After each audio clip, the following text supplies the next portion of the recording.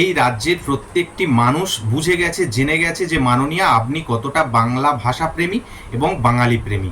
এই রাজ্যে বাঙালিদের সব থেকে বড় উৎসব দুর্গাপুজো। সেই উৎসবের ভাসানের জন্য, সেই উৎসবের বিসর্জন, দুর্গাপুজো বিসর্জনের জন্য কোর্টের দ্বারস্থ হতে হয় বিসর্জন করার জন্য, শুধুমাত্র সেই সময় মহরম থাকে বলে। আপনার রাজত্বে এই ঘটনা এই রাজ্যের মানুষ দেখেছে, তাই এই রাজ্যের মানুষ বুঝে গেছে আপনি কতটা বাঙালি প্রেমী এবং বাংলা ভাষা প্রেমী। আপনার সময়, আপনার রাজত্বে বহু স্কুলে সরস্বতী পূজা বন্ধ হয়ে গেছে। কোর্টের নির্দেশে পুলিশ বসিয়ে রেখে দু একটা স্কুলে সরস্বতী পুজো করা গেছে, এই রাজ্যের মানুষ দেখেছে। তাই রাজ্যের মানুষ খুব ভালো করেই জানে আপনি কতটা বাঙালি প্রেমী এবং কতটা বাংলা ভাষা প্রেমী। এই বাংলার একাধিক জেলায়, মালদাহ, মুর্শিদাবাদ, বহু জায়গায় শাঁখ, ঘণ্টা, পুজো পার্বণ বন্ধ হয়ে গেছে জেহাদিদের জন্য। আপনি বসে বসে দেখেছেন।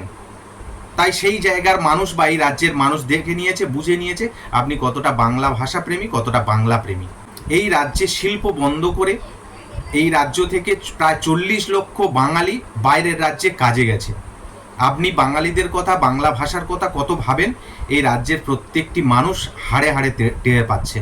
আপনার রাজত্বে, আপনার এই রাজ্যে উর্দু শিক্ষক চাই না, বাংলা শিক্ষক চাই বলে যে দুই তরুণ যুবক পড়ুয়া প্রতিবাদ জানিয়েছিল, সেই দুজনকে আপনার পুলিশ গুলি করে হত্যা করেছিল, তাপস এবং রাজেশকে। এই রাজ্যের মানুষ সেদিনেই বুঝে গিয়েছিল যে আপনি কতটা বাংলা ভাষা প্রেমী এবং বাঙালি প্রেমী।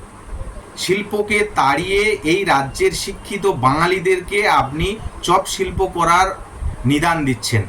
এই রাজ্যের মানুষ খুব ভালোভাবে বুঝে গেছে আপনি কতটা বাংলা প্রেমী এবং বাংলা ভাষা প্রেমী।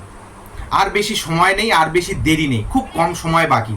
এই বাংলার মানুষ আপনাকে বিসর্জন দেবে। দুর্দ্বন্দ্ব প্রতাপ সিপিএম, বুদ্ধবাবু এবং জ্যোতি বসুর যে রাজত্বকাল, সেই রাজত্বকালকে এই বাংলার মানুষ বিসর্জন দিয়েছিল 2011 সালে। আপনারও সময় প্রায় শেষের পথে। 2026-এ আপনার এই দলকে, আপনার এই সরকারকে এই রাজ্যের মানুষ, এই বাংলার বাঙালি, এই বাংলা ভাষা প্রেমী যারা আছেন তারাই আপনাকে বিসর্জন দিয়ে দেবে। আপনি নিশ্চিন্তে থাকুন, 2026 আপনার বিসর্জন।